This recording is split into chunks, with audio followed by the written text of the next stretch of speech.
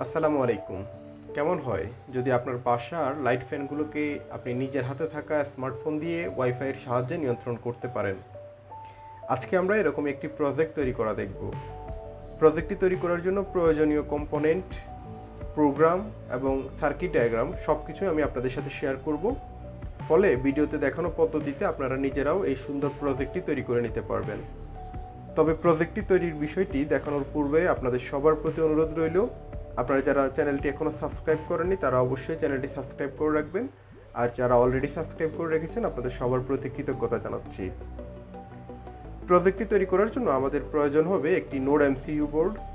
বোর্ডটি কেনার লিঙ্ক আমি ভিডিও ডেসক্রিপশনে দিয়ে রেখেছি, আপনারা চাইলে সেখান থেকে বোর্ডটি অর্ডার করতে পারেন। নোডএমসিইউ বোর্ডকে সহজে বসানোর জন্য আমরা দুটি মিনি ব্রেডবোর্ড ব্যবহার করব।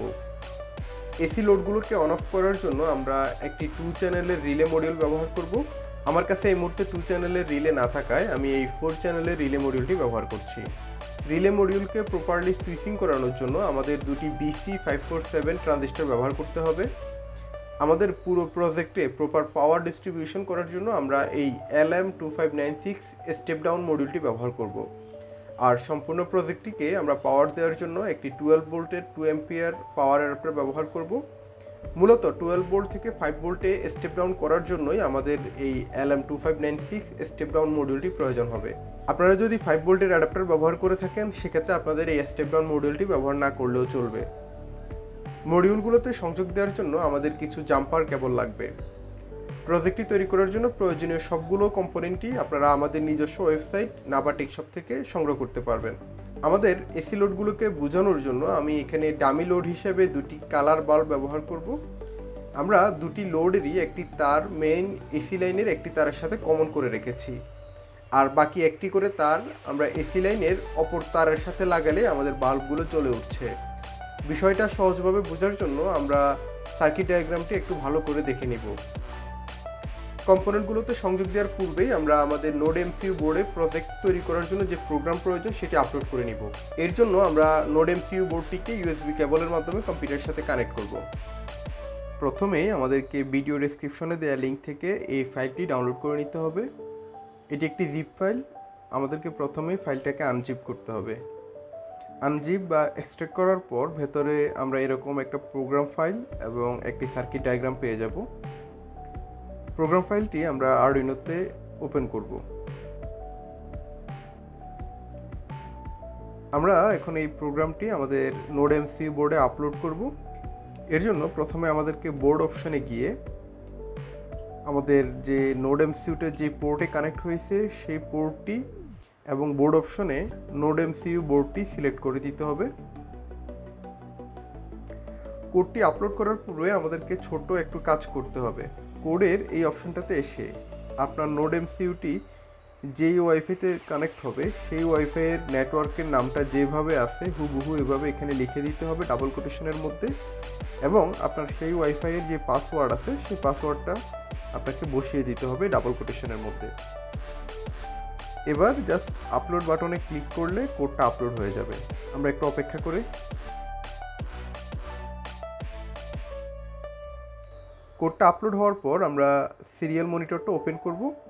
এখানে আমরা বড রেটটা 1,15,200 এটা সিলেক্ট করে দিব। এখন আপনারা দেখতে পাচ্ছেন নোডএমসিইউ বোর্ডটি ওয়াইফাইয়ের সাথে কানেক্ট হয়েছে এবং কানেক্ট হওয়ার পর এখানে একটা আইপি অ্যাড্রেস দেখাচ্ছে। এই আইপি অ্যাড্রেসটি আমরা যদি আমাদের মোবাইল বা কম্পিউটারের ব্রাউজারে ওপেন করি তাহলে আমরা আমাদের নোডএমসিইউর সাথে কানেক্টেড লোডগুলোকে অন অফ করার অপশনগুলো পেয়ে যাব। যাই হোক, এই বিষয়টা আমরা একটু পরে প্র্যাকটিক্যালি দেখব। এবার চলুন আমরা কম্পোনেন্টগুলোর মাঝে সংযোগ প্রদান করি। ছবিতে দেখানো ডায়াগ্রাম অনুযায়ী আমরা সব কিছু সংযোগ দিব।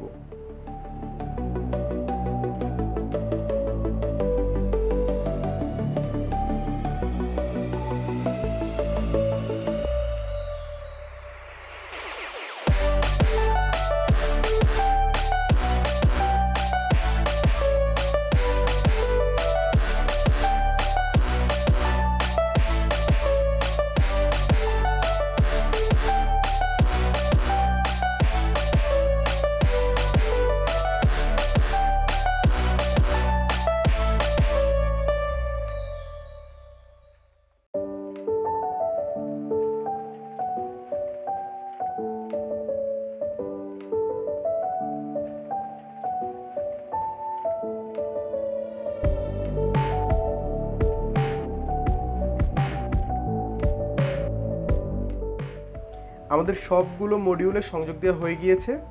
এবার আমরা রিলে মডিউলে আমাদের এসি লোডকে সংযুক্ত করব। আপনাদের মধ্যে অনেকেই হয়তো এসি লোডকে রিলের সাথে কিভাবে লাগাতে হয় সেটা বুঝতে সমস্যা হয়।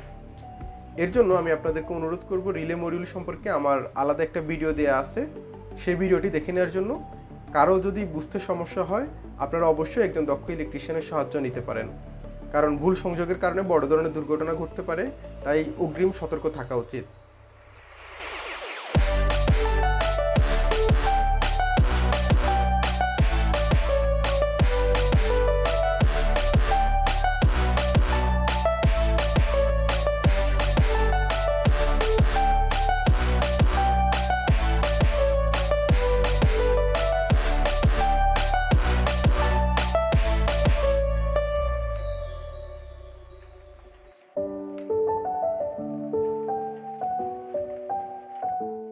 আমাদের সব ধরনের কানেকশন দেওয়া শেষ। এবার আমরা প্রজেক্টটিতে পাওয়ার দিব, পাশাপাশি আমাদের এসি লোডগুলোকেও মেইন লাইনের সাথে যুক্ত করব। এই অবস্থায় প্রজেক্টের রিলে মডিউলগুলোতে হাত দেওয়া যাবে না, কারণ এখন যদি আমরা রিলে মডিউলগুলোতে হাত দেই সেক্ষেত্রে আমাদের ইলেকট্রিক শক লাগার সম্ভাবনা রয়েছে। চলুন আমরা এখন প্রজেক্টটি টেস্ট করে দেখি। প্রথমে আমরা নোডএমসিউটি যে রাউটারের সাথে যুক্ত আছে সেম রাউটারের সাথে আমাদের মোবাইলটিও সংযুক্ত করে নিব। এবার আমাদের মোবাইলের যে কোনো একটি ব্রাউজারে গিয়ে আমরা সরাসরি নোডএমসিউর সার্ভার অ্যাড্রেসটি টাইপ করব।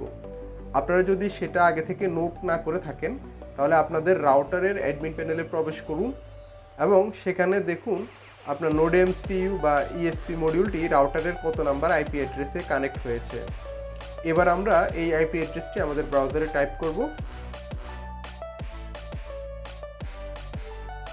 আপনারা দেখতে পাচ্ছেন আমরা নোডএমসিউ এর নিজস্ব ক্রিয়েট করা সার্ভারে প্রবেশ করেছি। এখান থেকে আমরা এখন অন অফ বাটনগুলোকে ক্লিক করে খুব সহজে আমাদের লোডগুলোকে অন অফ করতে পারবো।